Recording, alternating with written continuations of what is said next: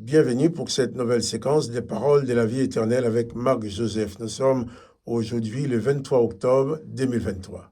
23 octobre 2023, encore un jour de grâce que le Seigneur Jésus nous donne à vivre dans sa présence.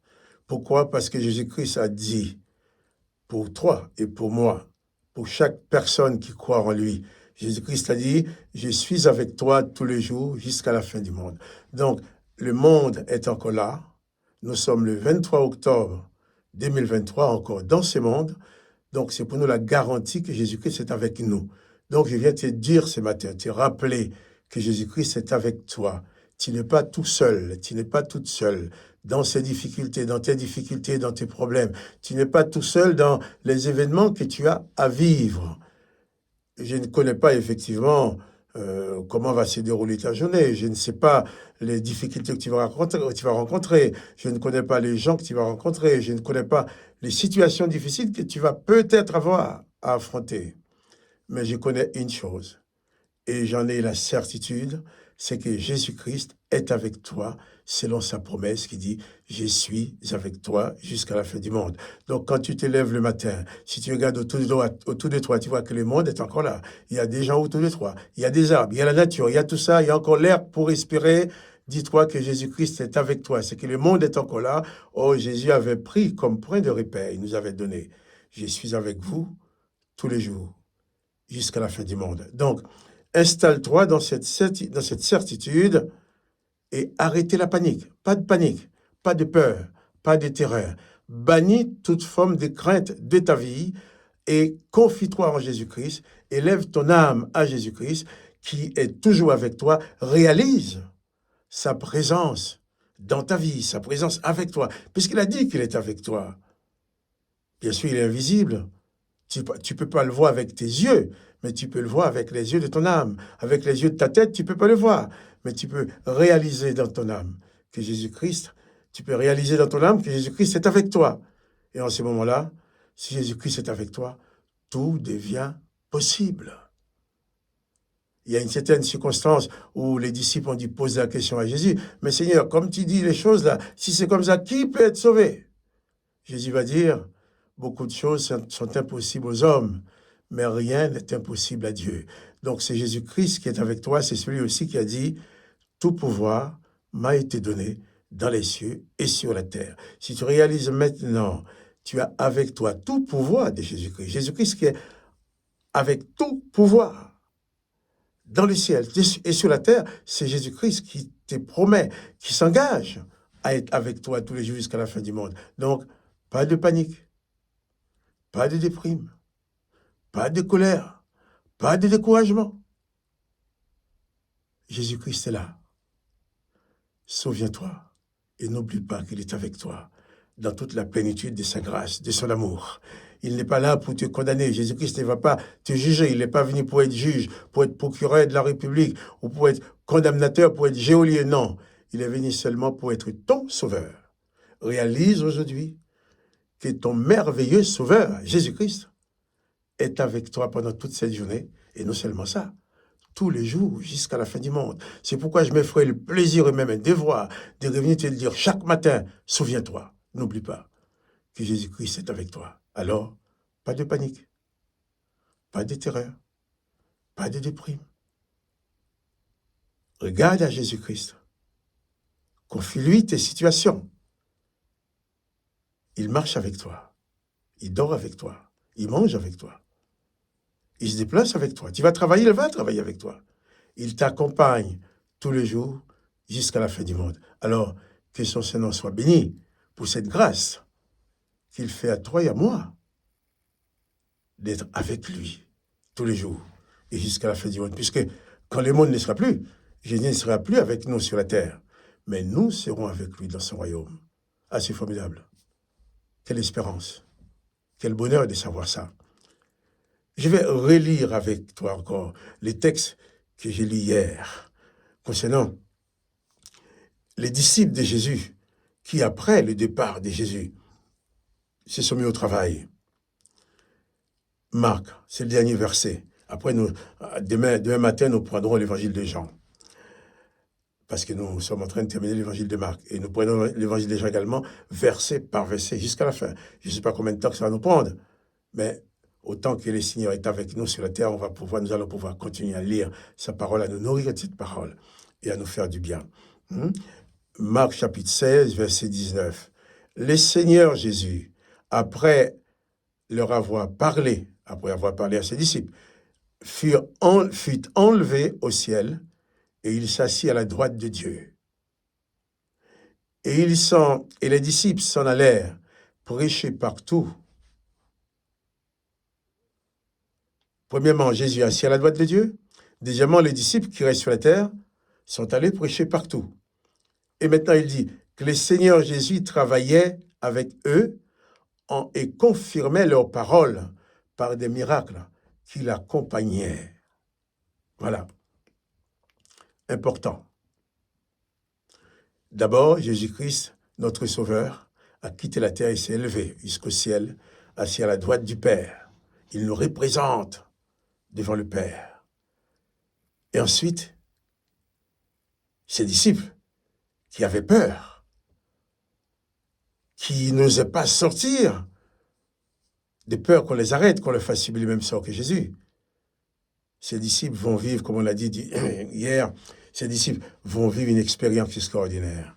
Dans la chambre haute, ils vont y aller à Jérusalem. Et là, ils vont recevoir le Saint-Esprit comme Jésus-Christ leur avait promis. Jésus avait dit qu'il leur enverra un autre consolateur. Et cet autre consolateur, c'est l'Esprit du Père, l'Esprit de Jésus-Christ, qui est descendu sur eux. Et là, c'est accompli déjà un premier miracle. Ils se sont mis à parler en d'autres langues. Jésus avait dit, voici les miracles qui accompagneront ceux qui auront cru. Il dit en mon nom, ils chasseront les démons et ils parleront de nouvelles langues. Et comment ça s'est produit? À Jérusalem, il y avait des gens de beaucoup de nations différentes qui ne parlaient pas tous la même langue. Et d'un coup, quand le Saint-Esprit s'est emparé des disciples de Jésus dans la chambre haute, les jours de la Pentecôte, ils se sont tous mis à parler des langues inconnues, des langues qu'ils n'avaient jamais apprises. Au point que tous les gens qui étaient là, les étrangers, leur ont entendu parler dans leur propre langue. Premier miracle. Et c'était très encourageant pour les disciples pour voir que le Seigneur accomplit cela. Donc, ils s'étaient devenus encore plus forts avec l'Esprit Saint qui était en eux et avec le miracle du parler en langue de ceux qui les a fortifiés. Et ils sont partis prêcher.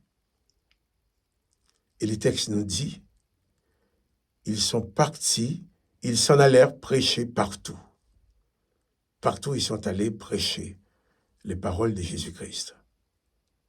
Et aussi, le texte nous dit également, le Seigneur Jésus travaillait avec eux et confirmait la parole par les miracles qui l'accompagnaient. Je vais te dire une chose ce matin. Jésus-Christ est avec toi tous les jours jusqu'à la fin du monde. Mais quand Jésus-Christ est dans ta vie, tu as un devoir de témoignage. Tu as un devoir de le dire aux autres. Puisque les autres qui passent à côté de toi, les autres qui travaillent avec toi, les autres que tu croises dans la rue, ne voient pas Jésus en toi de leurs yeux. Mais quand toi, tu vas leur parler, tu as le devoir de témoigner, de leur parler, de leur dire que tu as Jésus-Christ dans ta vie, de leur expliquer ce que représente Jésus-Christ pour toi. Tu as le devoir de prêcher la parole de Jésus-Christ. Que tu sois homme, femme ou enfant, même, pourvu que tu as reçu Jésus et tu sais ce que tu as reçu, tu as le devoir de témoigner, de parler. Et souvent, malheureusement, il y a des personnes qui, sous forme de timidité, qui n'osent pas parler, disent « bon, non, je ne parle pas, j'ose pas. » Il faut oser parler. Si tu parles, on reçoit ta parole. Gloire à Dieu, tant mieux. Si on ne reçoit pas ta parole, c'est pas grave, mais toi, tu as parlé. Et cette parole que tu as dit à cette personne qui l'a rejetée aujourd'hui, peut-être dans 3 jours, dans 3 semaines, dans 3 mois, dans 3 ans, cette personne va se souvenir de cette parole que tu lui as dite. Et cette parole va produire le salut dans sa vie. Puisque la parole de Jésus-Christ, quand tu déposes ça dans un cœur, la parole ne meurt pas.